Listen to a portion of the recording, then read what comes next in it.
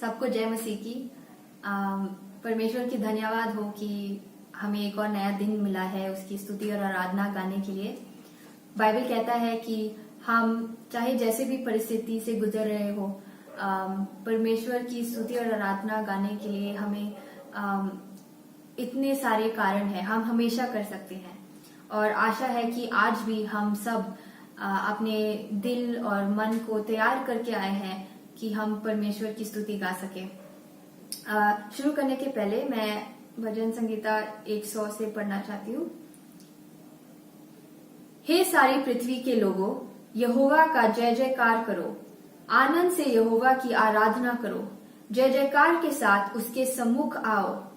निश्चय जानो कि यहोवा ही परमेश्वर है, उसी ने हमको बनाया और हम उसी के हैं। हम उसकी प्रजा और उसकी चराई की भेड़ें हैं। उसके फाटकों से धन्यवाद और उसके आंगनों में स्तुति करते हुए प्रवेश करो। उसका धन्यवाद करो और उसके नाम को धन्य कहो, क्योंकि यहोवा भला है, उसकी करुणा सदा के लिए और उसकी सच्चाई पीढ़ी से पीढ़ी तक बनी रहती है। इस सुबह हम जिधर भी हैं, हम अपने घर में अकेले बैठे हुए हैं या परिवार के साथ हैं, हम इन गानों के साथ हम परमेश्वर के नाम को ऊंचा करना चाहते हैं और उनकी गीत और स्तुति और आराधना करना चाहेंगे। तो आओ हम मिलकर ये गीत गाएंगे।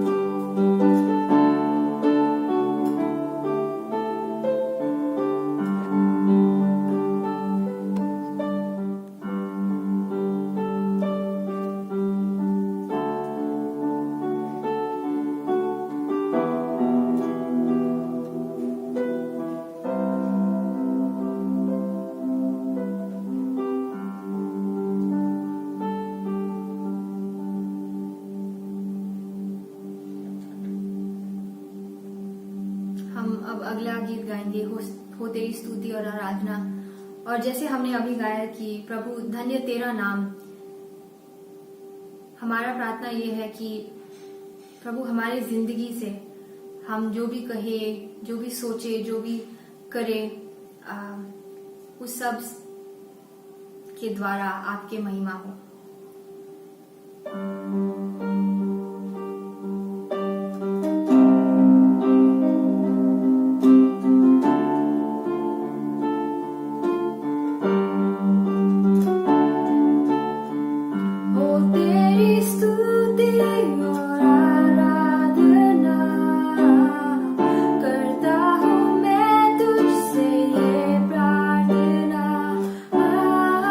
महिमा से तेरी तू इस जगह को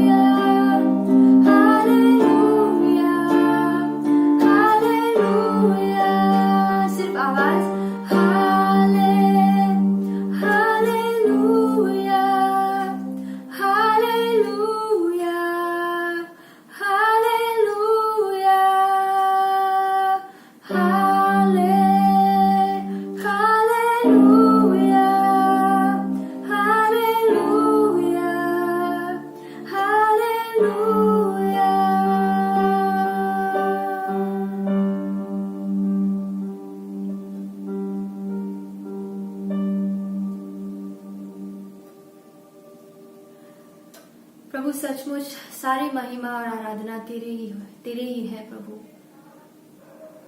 और जैसे हमने आज गाया, हम चाहते हैं कि हमारा जिंदगी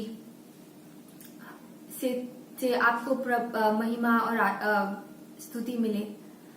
प्रभु, हमारा प्रार्थना है कि आप हमें आपके समान बनाए, ताकि हम जो भी करें, जो भी सोचे, उस सब में प्रभु आपको सिर्फ और सिर्फ आपको महिमा और आदर मिले। इस समय के लिए हम आपको धन्यवाद कहते हैं, और बाकी की सभा के लिए भी आप हमारे साथ रहे परमेश्वर।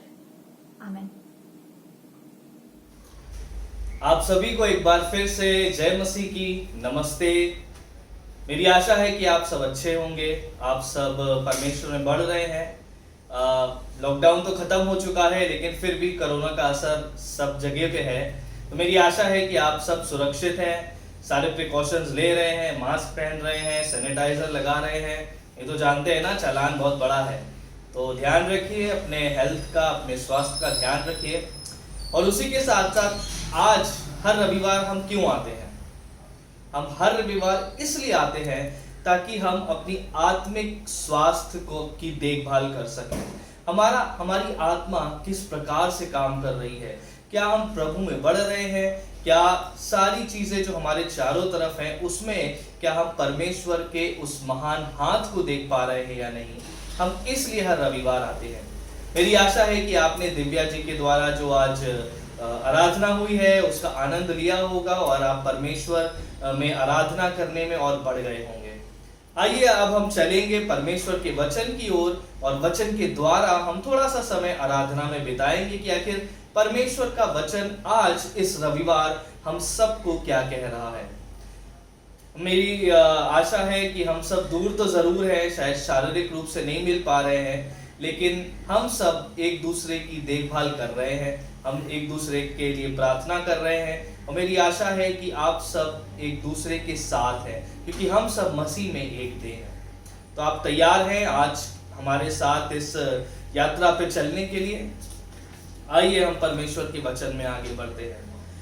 जैसा कि आप जानते हैं कि लॉकडाउन से पहले हम लोग जो है एक सीरीज कर रहे थे, और वो थी किसकी किताब, किस चीज की पुस्तक पर अध्ययन कर रहे थे? हम सब मत्ती की पुस्तक का अध्ययन कर रहे थे। और उसके बाद लॉकडाउन हो गया और काफी चीजें इधर उधर हो गई। तो लेकिन हमने सोचा है कि क्योंकि अब ये लंबा चल रहा है तो हम अपने सीरीज को कंटिन्यू करेंगे। तो आज हम फिर से आए हैं आपके साथ मत्ती की पुस्तक लेके। उससे पहले मेरी आशा है पिछले रविवार आपने रेवरेंड डोरीन जो हैं उनके वचन से आप प्रोत्साहित हुए होंगे। उन्होंने आशा यीशु मसीह में जो हमारी आशा है उसके ऊपर बताया था। आइए आज हम चलते हैं मत्ती रचित सुसमाचार और उसके 12वें अध्याय को पढ़ेंगे, और हम पढ़ेंगे 22 से लेके और 32 वचनों को। मत्ती उसका 12वां अध्याय 22 से लेके 32। आप सब भी क्यों ना निकाल ले मेरे साथ। और यहां लिखा है, तब लोग एक अंधे गूंगे को जिसमें दुष्ट आत्मा थी उसके पास लाए, और उसने उसे अच्छा किया और वो बोलने और देखने लगा। इस पर सब लोग चकित होकर कहने लगे, ये क्या दाऊद की संतान है? परंतु फरीसियों ने यह सुनकर कहा, ये तो दुष्ट आत्माओं के सरदार बालजबूल की सहायता के बिना दुष्ट आत्मा को नहीं निकाल सकता। उसने उनके मन की बात जानकर उनसे कहा, जिस किसी के राज में फूट होती है वो उजड़ जाता है, और कोई नगर या घराना जिसमें फूट होती है बना ना रहेगा। और यदि शैतान ही शैतान को निकाले तो वो अपना ही विरोधी हो गया है, फिर उसका राज्य कैसे रहेगा? भला यदि मैं शैतान की सहायता से दुष्ट आत्माओं को निकालता हूं तो तुम्हारे वंश किसकी सहायता से निकालते हैं? इसलिए वे ही तुम्हारा न्याय करेंगे। पर यदि मैं परमेश्वर की आत्मा की सहायता से दुष्ट आत्माओं को निकालता हूं तो परमेश्वर का राज्य तुम्हारे पास आ पहुंचा है। या कैसे कोई मनुष्य किसी बलवंत के घर में घुसकर उसका माल लूट सकता है जब तक पहले वो उस बलवंत को ना बांध ले? तब वो उसका घर लूट लेगा। जो मेरे साथ नहीं वो मेरे विरोध में है, जो मेरे साथ नहीं बटोरता वो बिखेरता है। इसलिए मैं तुमसे कहता हूं कि मनुष्य का सब प्रकार का पाप और निंदा क्षमा की जाएगी, परंतु पवित्र आत्मा की निंदा क्षमा ना की जाएगी। जो कोई मनुष्य के पुत्र के विरोध में कोई बात कहेगा, उसका यह अपराध क्षमा किया जाएगा, परंतु जो कोई पवित्र आत्मा के विरोध में कुछ कहेगा, उसका अपराध ना तो इस लोक में और ना परलोक में क्षमा किया जाएगा। परमेश्वर अपने वचन के पढ़े जाने और सुने जाने पर आशीष दे। जी हाँ, एक बार फिर से हम यहाँ देख रहे हैं प्रभु यीशु मसीह जो है यहाँ पे एक चमत्कार करते हैं। अध्याय की शुरुआत में हम देखते हैं कि एक गूंगा बहरा आदमी था, उस पे दुष्ट आत्मा का प्रकोप था और उसको यीशु मसीह के पास ले जाया जा रहा है, क्योंकि वहां पे यीशु मसीह चमत्कार कर रहे थे, लोगों को चंगाई दे रहे थे। और हम देखते हैं कि ये व्यक्ति को भी लाते हैं और यीशु मसीह से चंगा कर देते हैं। लेकिन फिर वहां पे जो आसपास लोग होते हैं वो सोचते हैं, अरे चंगाई तो सिर्फ परमेश्वर के द्वारा हो सकती है, तो कहीं ये दाऊद की संतान है जिसके बारे में पुराने नियम में भविष्यवाणी की गई थी? तो लोग ऐसा सोचने लगे। लेकिन वैसे ही हम देखते हैं कि गड़बड़ फैलाने वाले लोग आ जाते हैं और वहां हम देखते हैं सदूकी फरीसी आ गए हैं और उनका एक ही उद्देश्य है यीशु मसीह की खिलाफत में बोलना। आप इससे पहले कई बार पढ़ोगे तो वहां भी ये बस खिलाफत ही कर रहे हैं। और यहाँ भी वो आते हैं और एकदम एटीट्यूड से, अरे ये कोई दाऊद की संतान थोड़ी है, ये तो बेलजबूल जो है वो शैतान का एक नाम है, तो इस शैतान का जो है ये उसके शक्ति से कर रहा है, तुम लोग को बेवकूफ बना रहा है ये। क्यों? क्योंकि वो नहीं चाहते थे कि यीशु मसीह को की जो सच्चाई है लोग पहचाने, क्योंकि अगर यीशु मसीह को पहचानेंगे तो उनके पीछे चलेंगे तो सदूकी और फरीसी का जो कंट्रोल है, जो नियंत्रण है लोगों पे, वो छूट जाएगा। और वो जो है यहाँ पे ऐसे कहते, लेकिन हमारे प्रभु यीशु मसीह, उनके पास अतः दिमाग था और उनके साथ पवित्र आत्मा थी।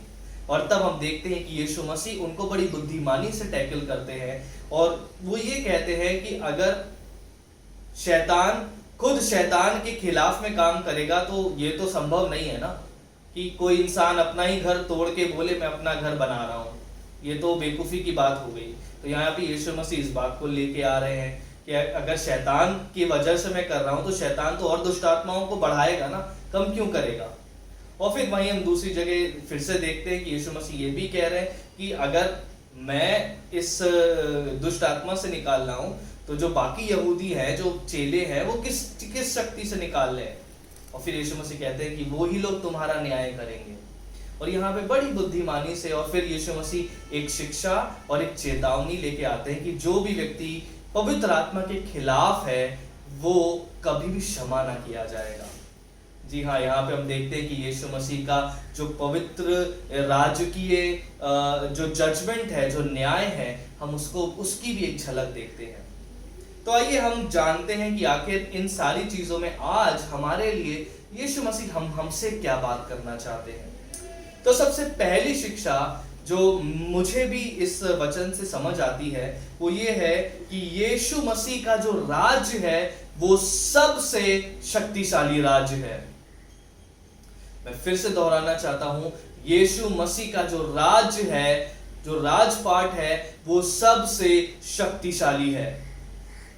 और हम यहाँ पे जब 28वें वचन को एक बार फिर से पढ़ते हैं तो वहां हम देखते हैं, लिखा है, पर यदि मैं परमेश्वर के आत्मा की सहायता से दुष्ट आत्माओं को निकालता हूं तो परमेश्वर का राज्य तुम्हारे पास आ पहुंचा है। जी हाँ, परमेश्वर का राज्य, जो शक्तिशाली राज्य है, जो विजयंत राज्य है, वो हमारे पास है।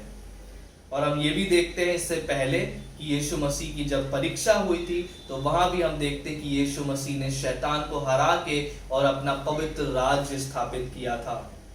और यहाँ भी हम देख रहे हैं वही चीज। और अगर आप पुराने नियम में भी जाएं और वहां पे जब दानियल की पुस्तक को पढ़ते हैं और वहां भी जब दानियल जो स्वप्न देखता है, वहां भी एक भविष्यवाणी है कि एक जो परमेश्वर का मनुष्य है वो एक ऐसा राज्य स्थापित करेगा जिसका कभी भी अंत ना होगा।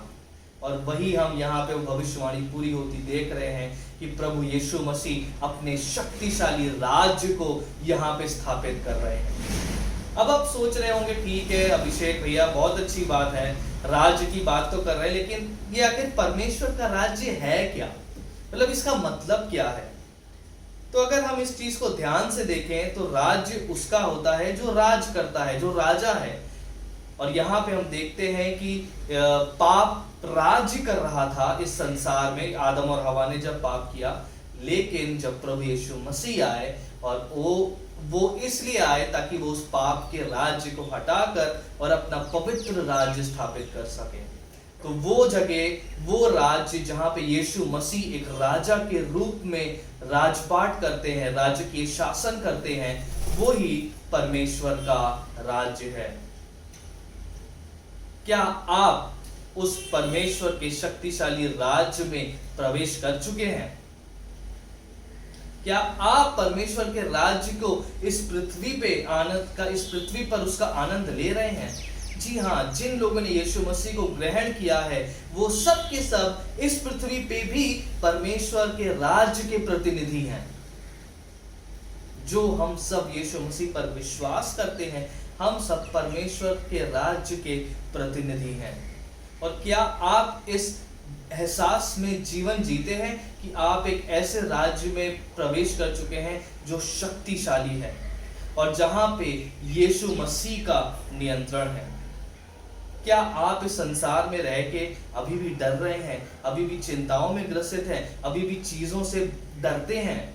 मैं आपको बताना चाहता हूं कि हम और आप परमेश्वर के राज्य में हैं, और जब हम उसके राज्य में होते हैं तो वो नियंत्रण में है, हमारे जीवन के हर क्षेत्र के नियंत्रण में है।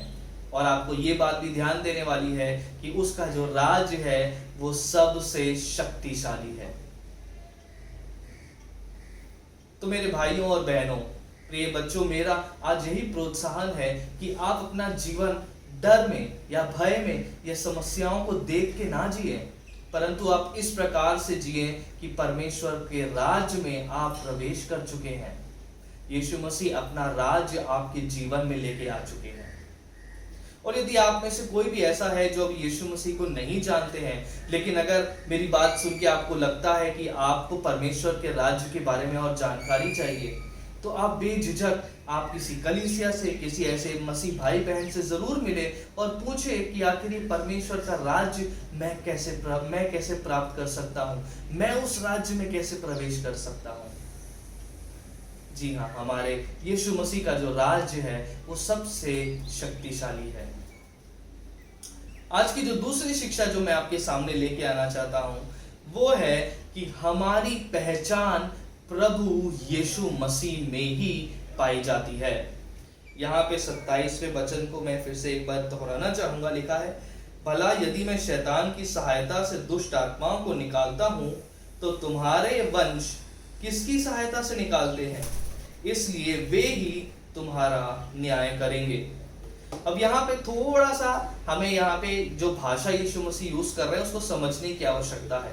अगर हम इसे ऐसे पढ़ते हैं तो हमें लगता है कि तुम्हारा वंश, यानी कि शायद जो सदूकी फरीसी हैं उनके जो बच्चे हैं यहाँ उनके बारे में बात हो रही है। नहीं, यहाँ पे वंश शब्द का प्रयोग किया गया है, और वंश का मतलब होता है जो भी यहूदी समाज से जुड़ा हुआ है या जो भी एक यहूदी है। और यहाँ पे यीशु मसीह एक्चुअली अपने चेलों की बात कर रहे हैं कि जो चेले मेरे हैं, जो तुम्हारा वंश है, तुम्हारा वंश मतलब जो यहूदी के घराने से हैं, यहूदी हैं, वो भी तो दुष्ट आत्माओं को निकाल रहे हैं। क्या उनकी भी सामर्थ जो है वो शैतान की सामर्थ है? नहीं, हम सब की सामर्थ प्रभु यीशु मसीह में है, क्योंकि शैतान अपने राज्य को नहीं भंग करेगा। वो तो अपना राज्य स्थापित करना चाहता था, लेकिन यहाँ हम देखते हैं कि क्योंकि यीशु मसीह का राज्य स्थापित हो रहा है तो वही राज्य का जो शक्ति है, जो सामर्थ है, वो यीशु मसीह के चेलों के पास भी है। और इसीलिए वो यीशु मसीह की पवित्र आत्मा से उन सारी दुष्ट आत्माओं को निकाल रहे थे और चंगाई दे रहे थे। और यही प्रश्न यीशु मसीह सदूकी और फरीसी से भी पूछते हैं कि क्या बाकी जितने लोग जो मेरा राज्य स्थापित कर रहे हैं वो भी झूठे हैं? और फिर हम देखते हैं यीशु मसीह एक बड़ी बात कहते हैं कि ये व्यक्ति जो मुझ पे विश्वास करते हैं और जो मेरे सामर्थ्य से इन कामों को कर रहे हैं, वो तुम जैसे पापियों का जजमेंट करेंगे, न्याय करेंगे। और ये एक बड़ा ही ऊंचा ओहदा है जो हम देखते हैं कि हमारे प्रभु यीशु मसीह हम सबको दे रहे हैं, कि जो लोग प्रभु यीशु मसीह पे विश्वास करते हैं उनके पास वही अधिकार है, वही पहचान है जो प्रभु यीशु मसीह की है। हम और आप, हम सब प्रभु यीशु मसीह के बेटे और बेटियां हैं, और उन्होंने एक बेटे और बेटी होने के नाते उन्होंने अपने कुछ विशेष अधिकारों को हमको दिया है। और ये हमारी पहचान है कि हम सब प्रभु यीशु मसीह की पहचान को प्राप्त कर चुके हैं, यीशु मसीह के अधिकार को प्राप्त कर चुके हैं। आप अपने आप को कैसे देखते हैं? क्या आप अपने आप को एक कमजोर, इस संसार में हारा हुआ, परेशान व्यक्ति के रूप में देखते हैं, या फिर आप जो पौलुस ने कहा था कि हम मसीह में विजयंत से भी बढ़कर हैं? क्या आप अपने आप को उस पहचान को जो यीशु मसीह में है वैसे देखते हैं? आज मैं आपको प्रोत्साहित करना चाहता हूं कि आपकी पहचान ये संसार नहीं बनाता, अभिषेक की पहचान ये संसार नहीं बनाता, हम सब की पहचान ये संसार नहीं बनाता है, परंतु प्रभु यीशु मसीह बनाते हैं। और उन्होंने हमें अपने बेटे और बेटियां बोला है, हमें अपना दोस्त बोला है, और उन्होंने हमसे इतना प्रेम किया है कि उन्होंने अपने आप को इस पृथ्वी पे आके हमें बचाने के लिए बलिदान किया है। और ये हमारी पहचान है। मैं एक उदाहरण को आपके सामने लेके आना चाहता हूँ कि ताकि हम जान सके कि आखिर हमारी सोच कैसी हो जाती है। एक कुआं है, बहुत अच्छा गहरा कुआं है, और वहां पे एक मेंढक का जन्म होता है। अब मेंढक को जो है वो चारों ओर जो दीवार है उसके पार उसे कुछ मालूम ही नहीं है। उसको लिए यही है कि हाँ, ये जो पानी है, ये जो दीवार है, यही मेरे लिए जीवन है, यही मेरी पहचान है।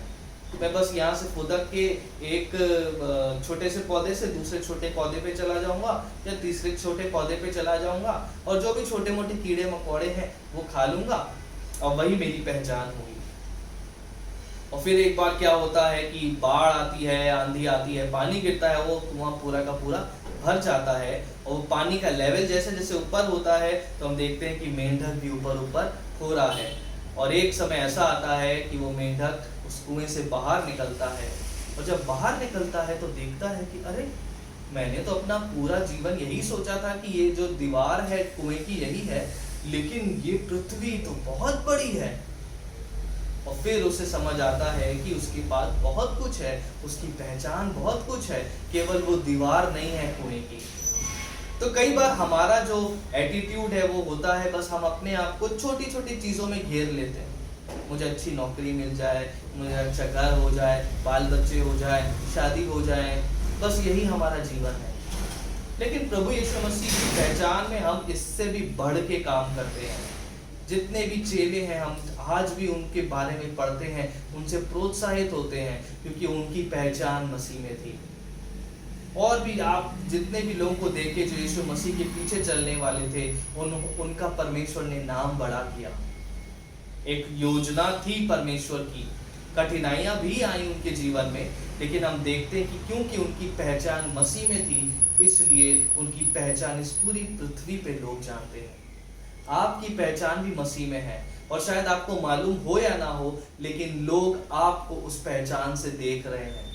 जब भी आप मसीह में होकर वचन का प्रचार करते हैं, जब अच्छे काम करते हैं, जब उसके राज्य की घोषणा करते हैं, जान लीजिए कि आप भी परमेश्वर की पहचान को फैला रहे हैं। तो इसलिए अपने आप को बंध मत कर लीजिए, या छोटी छोटी चीजों से घेर मत लीजिए, कुआं ना बना लीजिए, कुएं की दीवार ना बनाइए, क्योंकि ये पृथ्वी बहुत बड़ी है। वैसे ही आपका जो पहचान है वो यीशु मसीह में बहुत ज्यादा है, और आपका मूल्य भी बहुत ज्यादा है। अपनी पहचान को पहचानिए जो मसीह में है, अपने मूल्य को जानिए कि आप बड़े ही बहुमूल्य हैं प्रभु यीशु मसीह में। और यहाँ पे हम ये देखते हैं कि यहाँ पे यीशु मसीह कहते हैं कि हम मनुष्य का न्याय करेंगे, और एक जगह और देखते हैं जहाँ पौलुस कहता है कि हम स्वर्गदूतों का भी न्याय करेंगे। वाह, ये हमारी पहचान है। यीशु मसीह ने हमें इतना महान अधिकार दिया है कि आने वाले राज्य में हम राज्य करेंगे, हम एक राजकीय शासन करेंगे जो परमेश्वर यीशु मसीह के द्वारा हमको दिया जाएगा। और इसी के साथ मैं आखिरी पॉइंट के साथ खत्म करना चाहूंगा, और यह आखिरी है कि यीशु को नकारने का परिणाम अनंतकालीन मृत्यु है। जी हाँ, एक मृत्यु तो इस शरीर के खत्म होने की है, लेकिन एक दूसरी मृत्यु है जिसे हम नर्क कहते हैं, जहां पे हमारी आत्माओं को उस आग में डाल दिया जाएगा, जहां केवल और केवल परेशानियां होंगी। यीशु मसीह को नकारने का परिणाम नर्क है। और जब हम यहाँ पे 31 और 32 वाले वचनों को पढ़ते हैं, यहाँ लिखा है, इसलिए मैं तुमसे कहता हूँ कि मनुष्य का सब प्रकार का पाप और निंदा क्षमा की जाएगी, परंतु पवित्र आत्मा की निंदा क्षमा ना की जाएगी।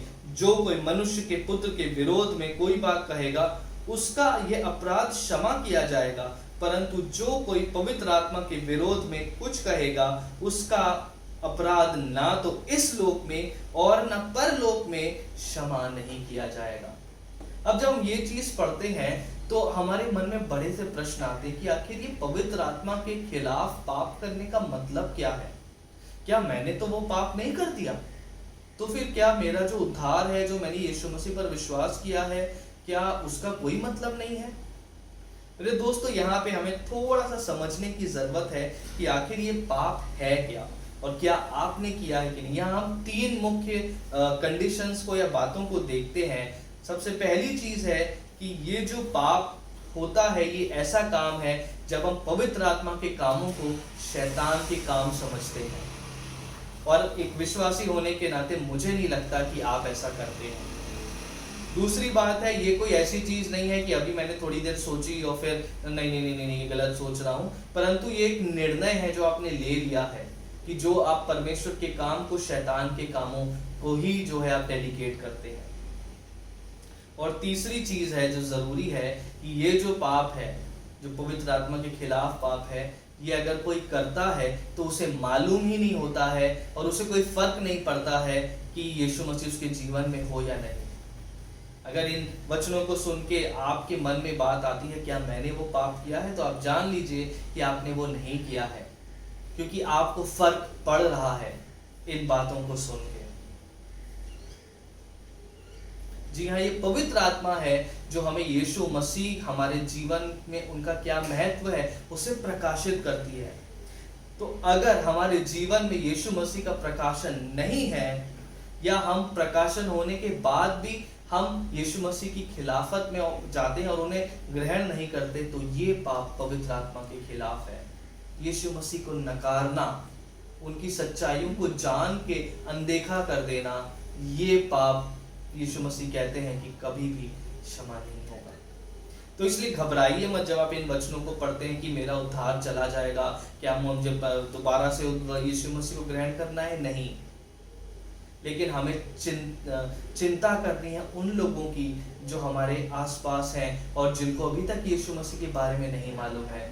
उन लोग का अंत शायद कठिन है, उन लोग का अंत जो है वो यीशु मसीह के अनुसार हम देखते हैं कि काफी कठिनाई में है।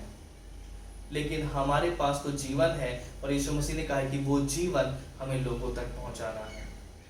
इसलिए आप मत घबराइए, क्योंकि आप मसीह में सुरक्षित हैं।